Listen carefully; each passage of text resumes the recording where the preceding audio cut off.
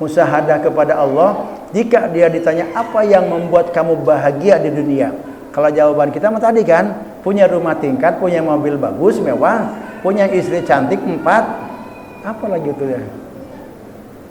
Tapi orang-orang yang arif bilang bukan itu jawabannya. Ridallah. Yang membuat saya hidup bahagia itu ridallah. Walaupun kita nggak punya apa-apa, serba sulit, tapi Allah ridho, itu yang membuat saya bahagia.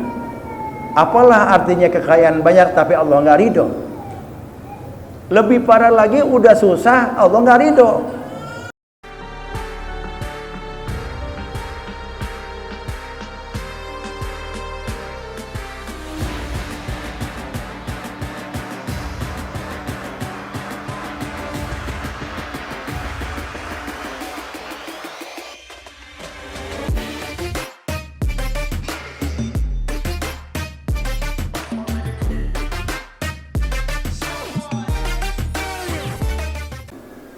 Kita masih hikam yang ke-100 karena pembahasannya ini belum selesai. Mengingatkan kembali pada pertemuan yang lalu kita berbicara soal ma'rifat. Setiap manusia yang lahir ke dunia ini itu Allah berikan nur ma'rifat atau disebut dengan nur ilahi. Di dalam kalbu kita, orang yang lahir ke dunia dari siapapun dia terlahir, itu sudah Allah titipkan di dalam kalbunya nur ilahi. Sudah ada benih-benih ketuhanannya, keinginan untuk mengenal Allah Subhanahu wa ta'ala. Nur ilahi itu perlu dijaga, perlu dirawat supaya dia terus berkembang, membesar. Kalau nur ilahi yang Allah titipkan di dalam kalbu kita ini tidak dihiraukan, tidak dipelihara, tidak dijaga, tidak dirawat, dia akan hilang. Sehingga timbullah orang itu tidak mengenal kepada Allah Subhanahu wa ta'ala. Dengan apa dijaga dan dirawatnya, dihidupkannya, dibesarkannya nur ilahi itu? Dengan zikrullah, dengan berzikir kepada Allah dengan tata cara zikir tertentu. Artinya kita dibimbing oleh guru untuk menghidupkan nur ilahi. Kenapa itu harus dijaga, harus dihidupkan? Karena nur ilahi, cahaya ketuhanan yang Allah titipkan di dalam kalbu kita itu awalan dha'ifatun, mula-mula kecil. Cahayanya itu kecil. Kanurin nujum, seperti cahaya bintang. Artinya apa seperti cahaya bintang itu? Cahaya bintang itu kalau kita lihat itu dia kelihatan terang bercahaya, tapi dia tidak menerangi sekitar. Cahaya ilahi yang Allah titipkan awal-awal di dalam kalbu kita ini, itu dia belum mampu untuk menerangi sekitar kalbu kita. Baru dia berupa cahaya bakal yang terus dikembangkan supaya dia terus terang dan memberikan terang kepada kalbu kita. Nur yang pertama kali sifatnya lemah, cahayanya seperti bintang itu, yang belum bisa menerangi alam sekitar, artinya belum bisa menerangi kalbu kita ini, perlu kita besarkan supaya cahayanya membesar. Dengan apa? Zikrullah. Dengan berzikir kepada Allah Subhanahu wa ta'ala dan memperbanyak ketaatan-ketaatan yang bersifat zahir. Dengan berzikir kepada Allah, kemudian kita melaksanakan amalan-amalan ketaatan terus, maka cahaya itu akan menjadi bertambah. Dia menjadi seperti cahaya bulan. Ketika dia sampai kepada menjadi cahaya bulan, itulah yang disebutnya dengan nurul wasatiyah atau nurul iman. Nah, kalau sudah bercahaya seperti cahaya bulan, nah itu kan kalau kita lihat bulan pada 14 purnama itu, pada tanggal 14 bulan purnama itu sudah mulai ada pengaruh bisa terang menerangi bumi. Kalau kita berjalan dalam kegelapan, tengah malam di bumi gelap, kemudian terang bulan, itu akan ada cahaya sampai ke bumi. Artinya udah mulai terterangi kalbu kita ini. Nah, terus kita terangkan, berzikir, terus berzikir sampai diperbanyak zikir sampai cahaya itu bertambah seperti sinar matahari.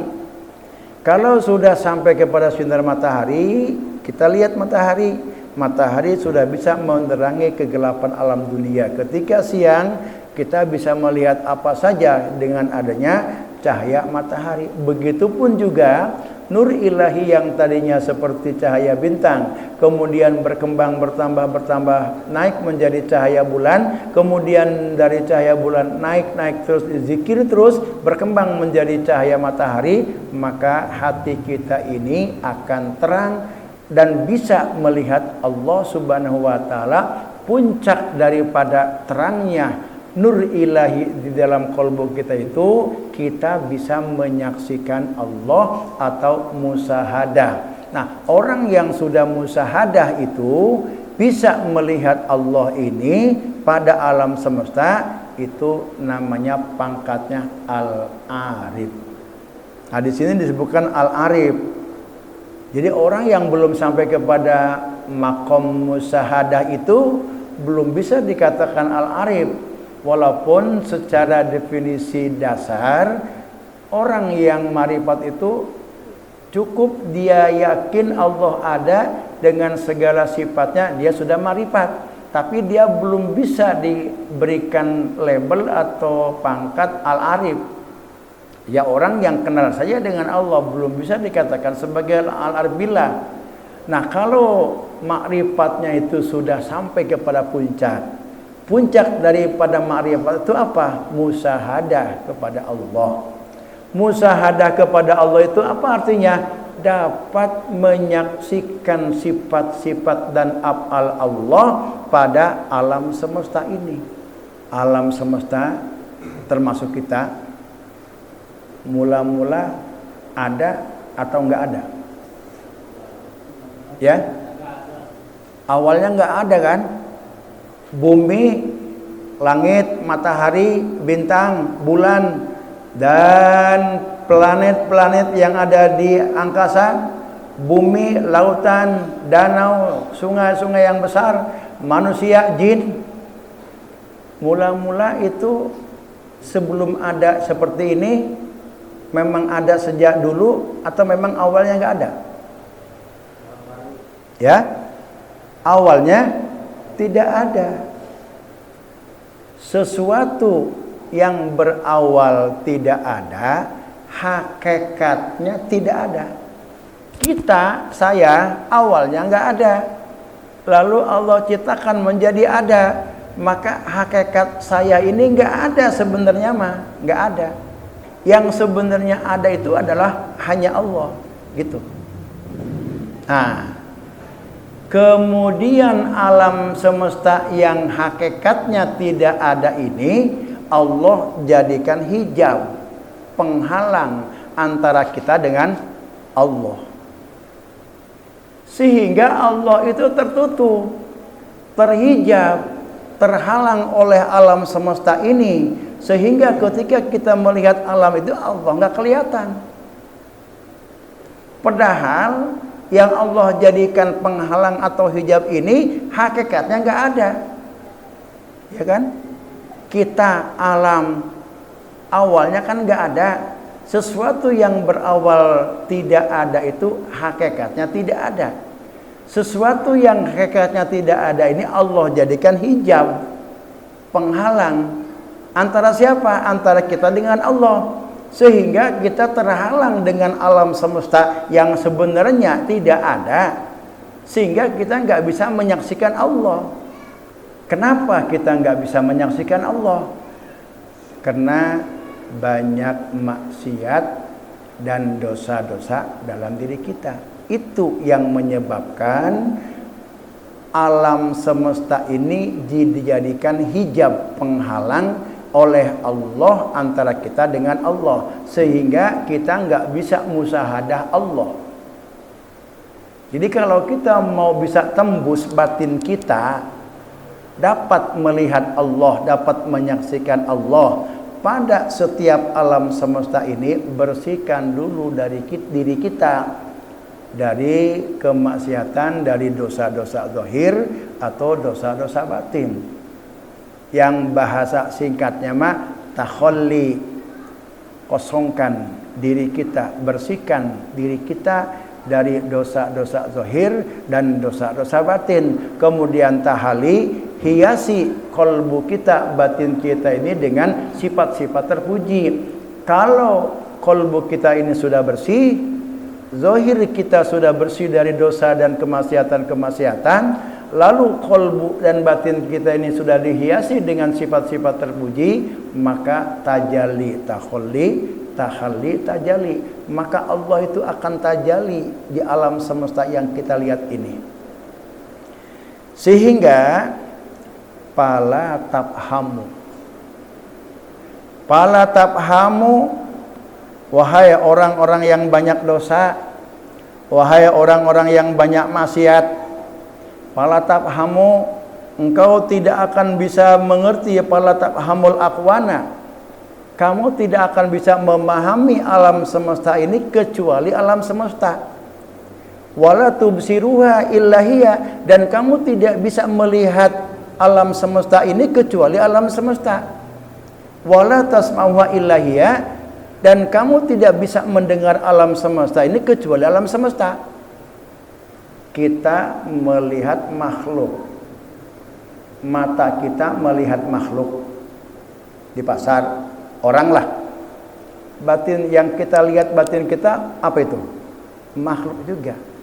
Berarti kita masih terhijab oleh makhluk itu untuk musyahadah kepada Allah Subhanahu wa ta'ala. Jadi puncak daripada ma'rifat itu adalah musyahadah.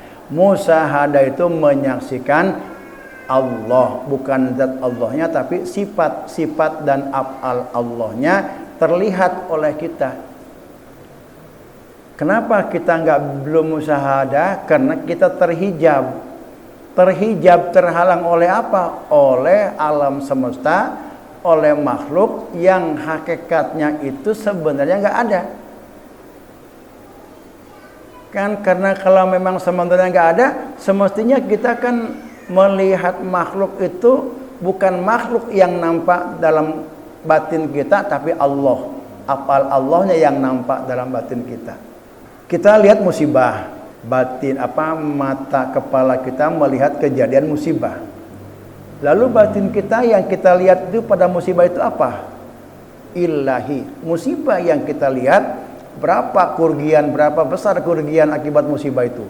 Misalkan ada bencana, ada gempa, mata kita melihat begitu banyak kerusakan-kerusakan, batin kita pun juga tidak lebih daripada melihat zahir kerusakan-kerusakan yang ada, sehingga yang nampak pada kita berapa miliar kerugian akibat pada bencana itu. Enggak kelihatan Allah yang menjadikan gempa itu, tidak terlihat. Nah, kenapa? Karena kita terhijab. Apa yang menyebabkan alam semesta ini menjadi hijab?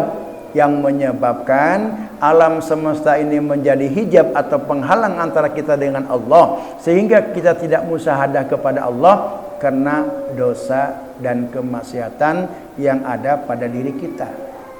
Sehingga untuk kita bisa ma'rifat sampai kepada puncaknya musyahadah kepada Allah Subhanahu wa ta'ala, maka tahalli, bersihkan diri kita itu, berupaya. Kemudian tahapan-tahapan yang 9 makom itu kita lalui. Apa itu? Tobat, zuhud, sabar, syukur, roja, ridho. Itu kita lalui tahapan atau halte-halte itu, nah kemudian kita hiasi diri kita dengan sifat-sifat terpuji. Nah, kalau kita dizolimi orang, kita marah nggak? Pasti marah, manusiawi. Kenapa kita marah? Karena yang kita lihat itu orang yang menzolimi. Kalau kita melihat ada orang yang menzolimi kita, tapi batin kita sudah bisa tembus musyahadah kepada Allah, kita nggak akan marah kepada orang itu. Kenapa? Karena batin kita melihat orang itu menzolimi kita karena memang Allah menghendaki dia untuk menzolimi kita, sehingga kita menerima dia sebagai perantara untuk Allah menguji kita dengan kezaliman itu, kita akan sabar apa enggak.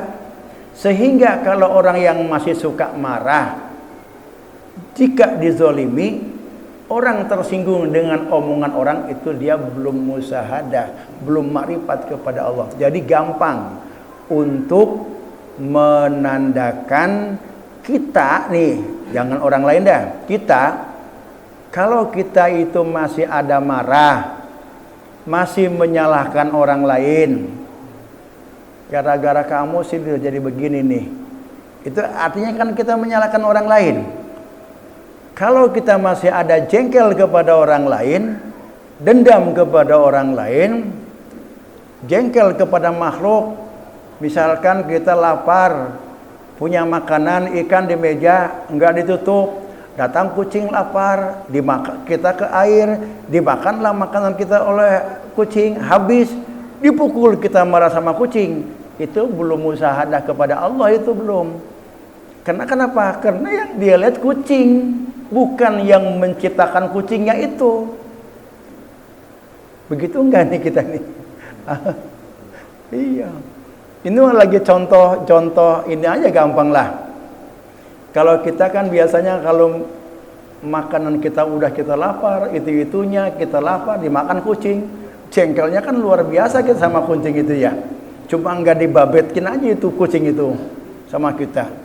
Kenapa? Karena kita nggak terlihat, Allahnya itu nggak kelihatan. Tapi kalau kita udah musyahadah, Masya Allah, ampun-ampunan kita itu. Malu kepada yang menciptakan kucing itu. Sehingga kita berpikir, oh berarti itu makanan bukan punya saya, punya kucing. Allah memang berikan makanan itu rezeki kucing. Sehingga kita dibikin lengah ke sumur agak lama. Allah datangkan kucing, makan makanan kita itu, habislah sama itu rezeki kucing. Nah, kalau kita sudah musyahadah kepada Allah, kita nggak akan marah ke kucing. Kita akan terima, ya Allah, ya rezeki kucing itu bukan rezeki saya. Udah, biar kucing itu dielus-elus, nggak dipukul, nggak dilempar sama kita, nggak ada marah. Kalau kita marah, berarti kita belum tembus batin kita musyahadah kepada Allah. Ya, ini susah ini. Ini nggak apa-apalah, awalnya kita teori dulu lah. Orang yang masih punya marah, orang yang masih punya kesel, orang yang masih punya kecewa, orang yang punya dendam, orang yang masih suka menyalahkan orang lain, itu tandanya orang itu masih terhijab antara dia dengan Allah. Sehingga la tafhamul aqwana, apa yang terjadi di alam semesta ini tidak dia pahami kecuali itu yang terjadi. Kucing makan ikan, dia nggak melihat Allahnya itu, yang dia lihat kucing makan ikannya, sehingga dia benci kepada kucing yang makan ikannya itu. Tapi kalau dia sudah musyahadah kepada Allah, malu dia mau mukul kucing itu ke Allah, malunya ke Allah itu nggak akan terjadi. Nah, inilah kita berbicara musyahadah.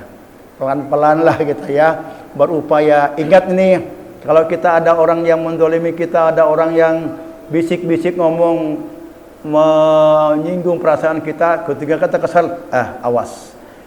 Itu Allah itu yang membuat dia menguji kita. Tahan, jangan sampai kita dendam, jangan sampai kita marah.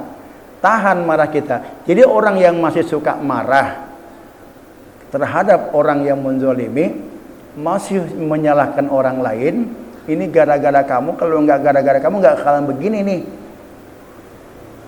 Itu artinya dia tidak musyahadah, masih terhalang antara dia dengan Allah. Kalau kita masih seperti itu kondisinya, maka sadari, berarti saya dengan Allah itu masih terhijab. Terhijab oleh apa? Oleh sesuatu atau makhluk yang sesungguhnya dia itu tidak ada. Kenapa bisa terhijab dengan itu?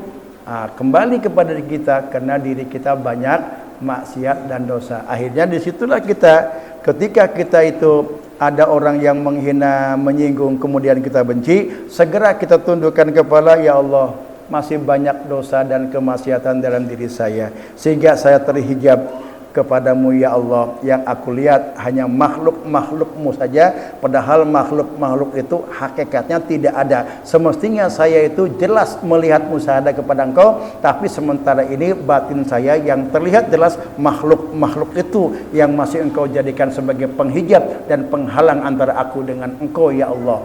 Ampuni segala dosa. Itu menjadi nasihat kepada diri kita. Nasihat. Nah, itu ciri-ciri orang yang sudah musyahadah.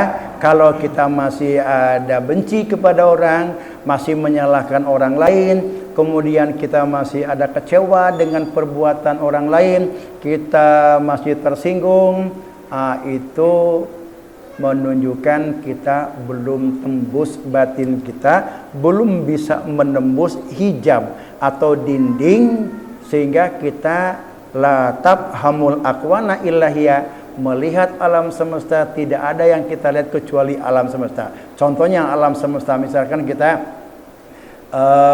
melihat kambing, yang kita lihat kambing, batin kita pun juga kambing. Wala tasma'uha illahiyah, kita mendengar suara qori, suara biduan yang begitu indah. Yang kita dengar suara yang indah itu, nggak kelihatan Allah yang menciptakan indahnya suara itu, ya. Tapi kalau orang yang sudah musyahadah, begitu kita itu mendengar suara yang merdu, ngaji Quran yang indah, itu kita tidak melihat suaranya itu, tapi yang terasa oleh kita Allah.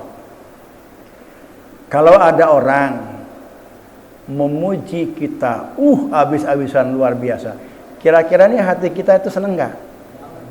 Senangnya kepada siapa? Kalau kita senang kepada yang muji, itu kita masih terhijab dengan Allah.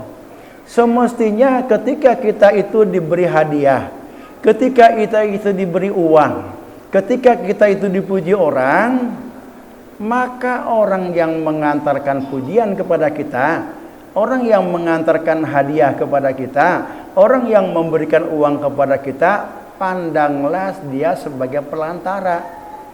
Hadiah, pujian, uang itu dari Allah, sehingga kita senangnya itu bukan kepada orang yang membawa uang itu, tapi kita senang kepada Allah yang memberi itu.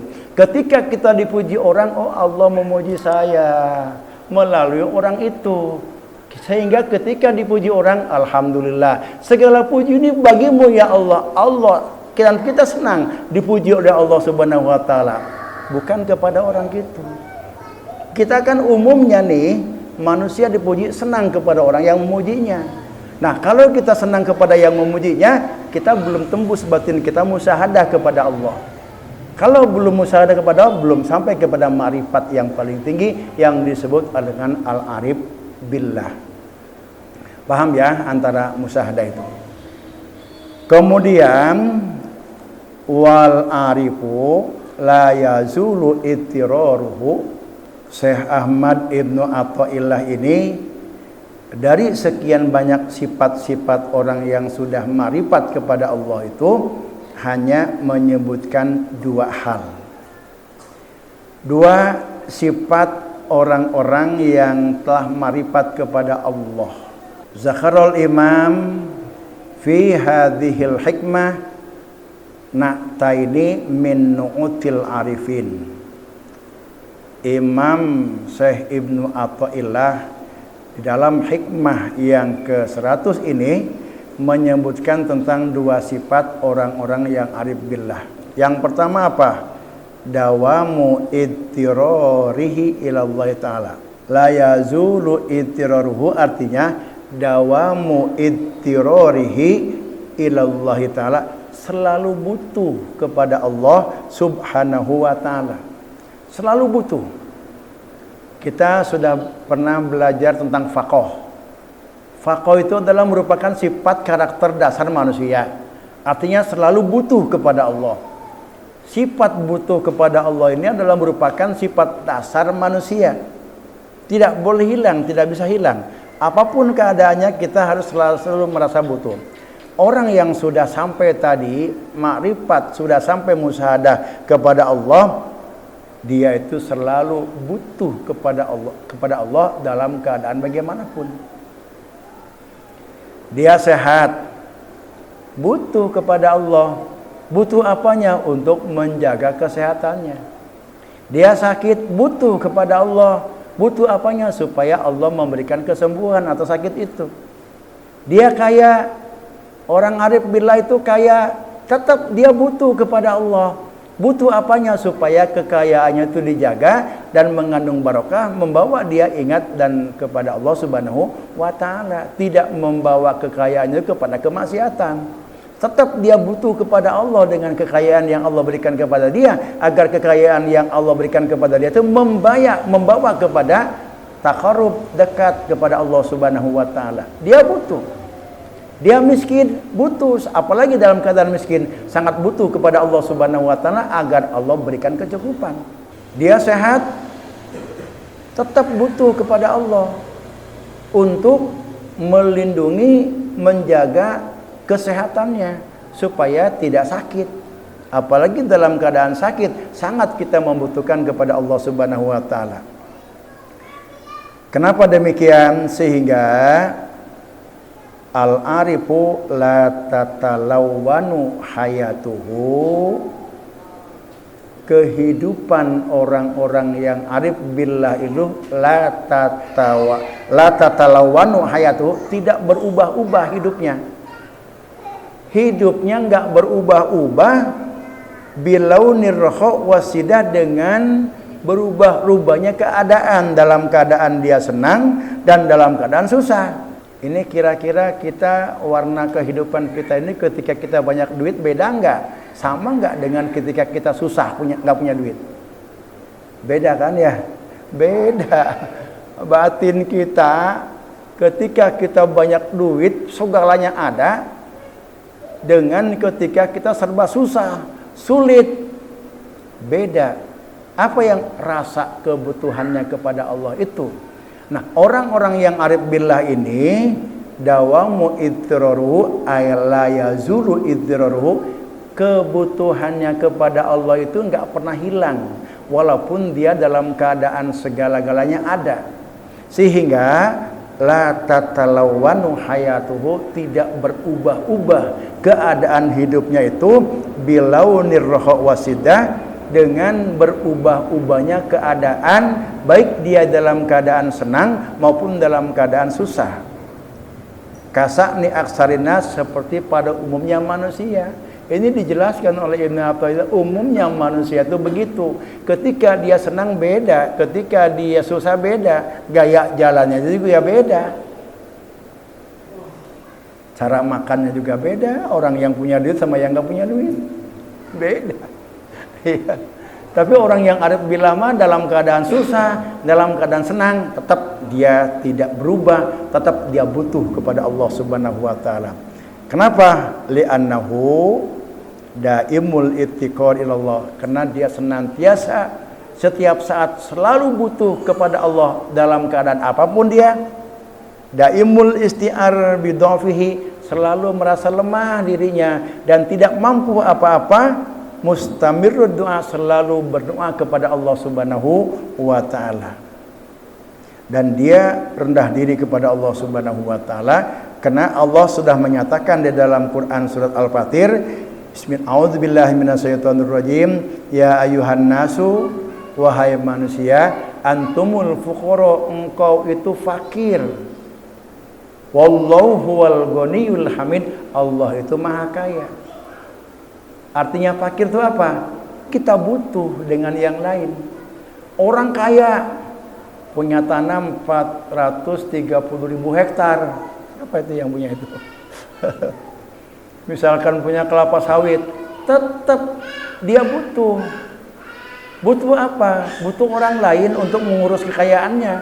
Nggak mungkin lah tanam misalkan sawah yang sampai hektar itu dikerjain sendiri, dia butuh. Nah, orang yang butuh itu artinya fakir namanya. Sedangkan hanya Allah saja yang maha kaya. Apa buktinya Allah maha kaya? Buktinya Allah maha kaya itu bukan Allah memiliki segala-galanya. Lahu ma fis samawati wa ma fil ardh. Apa yang ada di langit dan apa yang ada di bumi itu milik Allah. Bukan itu dalil yang menunjukkan Allah itu kaya, bukan. Dalil yang menunjukkan Allah itu kaya, Allah tidak membutuhkan siapapun dan apapun. Allah bekerja tidak butuh siapa-siapa. Allah melihat nggak butuh mata. Allah mendengar nggak butuh telinga, Allah bekerja nggak butuh tangan. Itu menunjukkan Allah nggak butuh dengan apapun, dengan siapapun. Kalau kita sudah tidak butuh dengan apapun dan siapapun, itu namanya kaya. Sebanyak apapun kekayaan orang, kalau dia masih butuh orang lain, dia bukan orang kaya, orang fakir. Jadi orang yang banyak toko, dia punya pelayan, fakir sebetulnya. Dia itu masih butuh orang lain untuk mengurus kekayaannya. Tapi kadang-kadang kita nggak menyadari bahwa kita dengan begitu banyak kekayaannya, kita membutuhkan orang, kita merasa hebat, merasa kuat, kita bisa mampu menggaji. Orang yang sudah arif billah itu tidak demikian. Jadi yang pertama, sifat orang yang arif billah itu adalah selalu merasa butuh kepada Allah, orang lain, dan hidupnya tidak berubah-ubah dengan berubah-ubahnya keadaan. Yang kedua, la yakunu ma'a ghairillahi ta'ala qararuhu. Yang kedua itu tidak bersandar, tidak butuh kepada selain Allah, kecuali Allah saja. Wala mahbubuhu illa billah. Kenapa orang yang arif billah itu dia tidak lagi membutuhkan kepada selain Allah, hanya kepada Allah dia butuhkan. Kenapa? Li'anna qalbahu, karena hati orang yang sudah musahadah kepada Allah itu rohala minal kauni, dia sudah meninggalkan alam semesta. Jadi hatinya itu sudah tidak ada di alam semesta. Dia sudah nggak butuh bantuan alam semesta, nggak butuh kebun, nggak butuh toko, nggak butuh karyawan, nggak butuh orang, nggak butuh kekayaan. Dia sudah tinggalkan itu, rohala minal akwan, bi asrihi Allah, menuju kepada Allah al-mukawin yang menciptakan alam itu. Itu kalau orang yang sudah arif billah. Orang yang sudah musyahadah kepada Allah, dia sudah meninggalkan dunia, dia sudah meninggalkan alam semesta, sehingga dia nggak ada urusan dengan manusia kecuali dia hanya menuju kepada Allah Subhanahu wa taala. Wa intarahu, andai kata kamu melihat orang yang sudah musyahadah kepada Allah, yang sudah nggak peduli dengan alam semesta, yang sudah lagi nggak membutuhkan bantuan manusia, tapi dia balik kepada keluarganya, dia bercanda, dia berkasih sayang kepada istrinya, itu adalah biiznillah. Dia minta izin dulu kepada Allah. Ya Allah, saya punya istri, punya anak, saya punya kewajiban untuk memenuhi kewajiban saya dan memenuhi hak anak dan istri saya. Mohon izin, saya akan menemui anak istri saya. Izin dulu dia kepada Allah. Jadi orang-orang yang sudah arif billah itu dia tinggalkan semua alam semesta, manusia, perusahaan, dunia, pokoknya dia tinggalkan. Dia sudah berangkat menuju Allah Subhanahu wa taala. Ketika kita lihat orang-orang yang sudah arif billah, dia bersama keluarganya itu atas izin Allah. Habib Lutfi, saya sering mendengar dari Abah Uci almarhum, sudah diundang untuk ceramah. Iya, terjadwal lah sebulan yang lalu, misalkan hari Kamis tanggal sekian untuk maulid. Udah jalan dari rumah, dia minta izin, begitu di jalan minta izin kepada Allah, ya Allah saya izin mau menghadiri undangan ceramah. Kalau Allah nggak izin, pulang lagi dia, pulang lagi. Udah bukan kelas kita itu. mau umroh aja izin dulu kepada Allah dia mah. Kita mah nggak pernah izin ya. Ya memang kita belum musyahadah kepada Allah Subhanahu wa taala. Wa in tarona zaida ghairillah, andai kata ada orang yang sudah arif billah itu, kita kelihatan dia bersama dengan keluarganya. Ya mundalah Aba Uci, ya bersama dengan keluarganya makan bareng, kemudian bercanda, dia berkasih sayang. Fa biiznillah, itu dia sudah minta izin kepada Allah dan Allah sudah mengizinkan. Untuk apa? Untuk memenuhi hak-hak yang menjadi tanggungannya, hak istrinya, hak anaknya. Dia tidak begitu meninggalkan kewajiban dia terhadap anak dan istrinya. Tetap ketika dia ingin itu, tetap dia minta izin kepada Allah Subhanahu wa taala. Sehingga wa in qulta lahu, kalau engkau tanya nih orang yang marifat kepada Allah, orang yang sudah sampai di maqam musyahadah, yang batinnya sudah bisa tembus hijab kepada Allah, jika ditanya manil ladzi turidu min hadhil hayat, kamu hidup di dunia ini pengen jadi apa? Pengen jadi ulama, pengen jadi kiai, pengen jadi pedagang, pengen jadi pemimpin, pengen jadi apa? Apa jawabannya? Uridu ma yuriduhullah. Saya ingin sesuatu yang Allah kehendaki. Jadi kalau orang-orang yang sudah arif billah mah, dia tidak punya rencana ke depan. Selalu jawabannya kumaha waktu nabi Allah ngasih tahu kepada saya. Orang yang arif billah mau mesandranin anak, nggak ada tujuan supaya anak jadi kiai, nggak ada. Nggak sekumaha Gusti bela, kalau memang Allah itu menghendaki anak saya jadi kiai, Allah yang ngatur. Dia rajin ibadah. Makanya Aba Uci itu ketika ada sistem pendidikan, kan sistem di Cilongok masa bodoh konong baik, bagaimana maunya aja, udah nggak usah pakai pelaturan-pelaturan, harus ini, harus itu, belajar ini, belajar itu, kemudian kurikulumnya diatur. Kata Aba Uci, lamun memang pikiain mah orang itu Allah bimbing dia rajin ibadah, Allah bimbing dia rajin ngaji, dan Allah bukakan ilmu, kasih ilmu yang berkah. Kalau memang Allah menghendaki dia jadi kiai, geus kumaha Allah bae. Jadi kita jangan kalau orang-orang arif bilang arek naon dia arek jadi naon, maka dia akan menjawabnya uridu ma yuridullahu. Geus kumaha Allah bae. Gitu jawabannya kira-kira itu. Kan kalau kita kan menyekolahkan orang itu pengen jadi dokter, pengen jadi insinyur, pengen jadi bisnis, nanti ke depannya supaya kerja di sini. Orang-orang yang arif billah mah itu enggak begitu. Geus kumaha waktuna bae. Yang penting mah sekarang menjalankan perintah Allah untuk belajar aja. Lalu belajarnya belajar apa? Ada belajar ilmu yang wajib, yang sunnah, dan ada yang kifayah. Yang wajib ilmu tauhid, yang sunnah ilmu syariat untuk menyempurnakan ketauhidan, yang kifayah ilmu kedokteran, ilmu umum dan lainnya. Nah itu dulu tuh yang ilmu wajib, ilmu sunnah itu dahulukan dulu. Dan jangan pengen jadi apa-apa. Geus kumaha Gusti bae, bagaimana Allah saja. Ma yuridullah. Wa in qulta lahum manil ladzi yus'iduka fid dunya, kalau dia ditanya apa yang membuat kamu bahagia di dunia. Kalau kita ini ditanya yang membuat kita bahagia di dunia itu apa? Punya toko banyak, punya duit banyak, punya rumah tingkat, punya mobil mewah, bahagia kan? Gambaran itu kan umumnya manusia itu.